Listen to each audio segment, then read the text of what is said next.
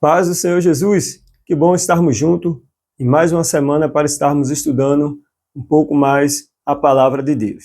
Bom, você sabe que nesse primeiro trimestre de 2025 estamos estudando a lição em defesa da fé cristã, combatendo as antigas heresias que se apresentam com uma nova aparência ou com uma nova roupagem. Esse é o seu momento, leitura diária. E a lição dessa semana, estamos estudando a terceira lição desse primeiro trimestre, e a terceira lição dessa semana é a encarnação do Verbo. E a nossa leitura diária, de terça-feira, Romanos 1 e 3. Vamos ver o que diz Romanos 1 e 3.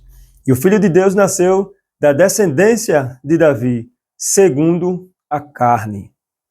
Romanos 1 e 3, acerca de seu filho que nasceu da descendência de Davi, segundo a carne. O versículo de Romanos 1 e 3 nos traz uma fundamental perspectiva sobre a identidade de Jesus Cristo.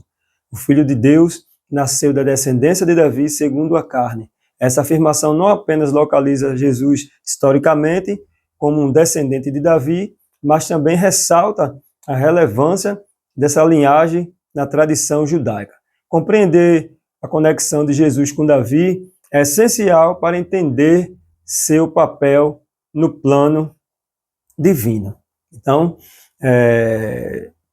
a promessa que foi feita é que o Messias, ele viria da descendência de Davi.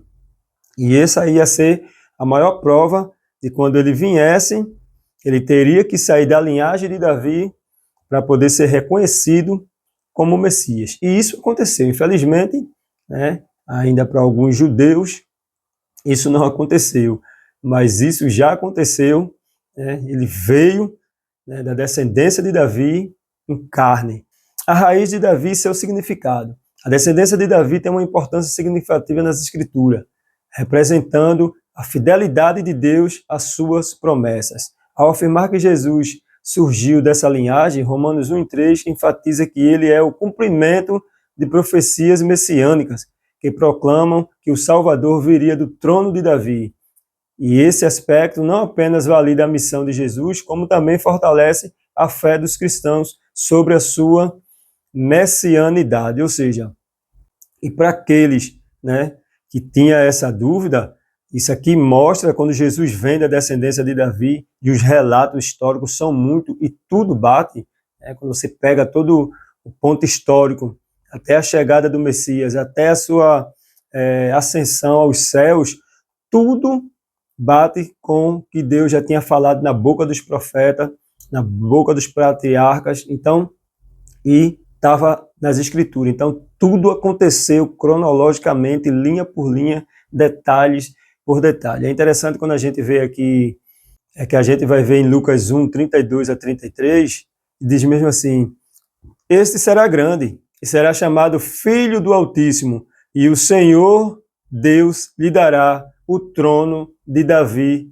seu pai. Então veja mais um cumprimento aqui das profecias, Lucas 1, 32 a 33. Veja o texto de 1 Reis, o que é que vai dizer a respeito dessa profecia. 1 Reis 2 e 4.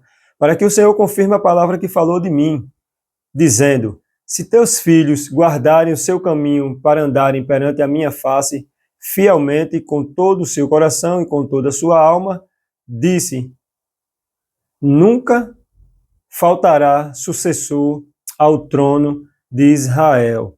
Esse texto aqui é um texto interessante que eu trouxe aqui para colocar, porque esse texto aqui é uma fala de Davi e uma promessa que Deus fez a Davi, mas quando Deus fala esse texto aqui, que nunca faltará um sucessor no trono, e esse trono será perpétuo, esse trono, muitas pessoas confundem esse título aqui, esse tema aqui, da passagem de Davi, com Salomão, e não está falando de Salomão. Esse trono, esse que ia sentar no trono, e o reino ia ser perpétuo, está apontando para o Messias. Isso é uma profecia apontando para Cristo, apontando para o Messias. E muitos pregadores pregam esse texto falando a respeito de Salomão, e aí entra toda aquela discussão a respeito se Salomão foi salvo, se não foi, e não vem o caso agora, Mas esse texto, ele está falando para Davi ali, mas ele está apontando para o Messias, que ia ser esse rei, que ia sentar no trono, né? Esse ia vir da descendência de Davi, ia ser da descendência de Davi, por isso que é chamado filho de Davi. Ele ia ser esse que ia sentar no trono e ser esse rei perpétuo. Então veja que coisa maravilhosa. Então esse foi mais um momento, leitura diária dessa terça-feira. Te espero aqui amanhã, nesse mesmo horário. Esse foi o seu momento, leitura diária, EBD Cast.